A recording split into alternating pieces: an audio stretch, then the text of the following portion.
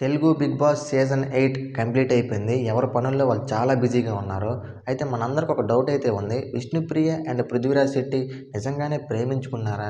లేదంటే ఫ్రెండ్సా? లేదంటే కంటెంట్ కోసం యాక్టింగ్ చేశారా? అనే డౌట్ ప్రతి ఒక్కరిలోనూ ఉంది. అసలు ఏం జరిగింది అనేది చాలా క్లారిటీగా చెప్తాను. స్కిప్ చేయకుండా ఈ వీడియో చూడండి.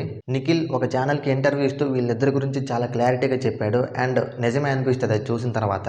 అవేంటంటే హౌస్లో ఉన్నప్పుడు విష్ణుప్రియ పృథ్వీరాజ్ శెట్టి మీద too much love, too much affection, too much caring చూపించేది.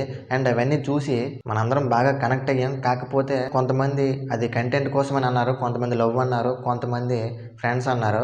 ఆ పక్కన పెడితే ఈరోజు నిఖిల్ చెప్పింది ఏంటంటే హౌస్లో ఉన్నప్పుడు నిఖిల్ పృథ్వీకి అడిగాడంట, ఏంటి బ్రో మీ ఇద్దరు నిజంగానే లవ్ చేసుకుంటున్నారా అని. దానికి పృథ్వీ ఇచ్చిన ఆన్సర్ ఏంటంటే, లేదు బ్రో మా ఇద్దరం జస్ట్ ఫ్రెండ్స్, ఇదంతా కంటెంట్ కోసం.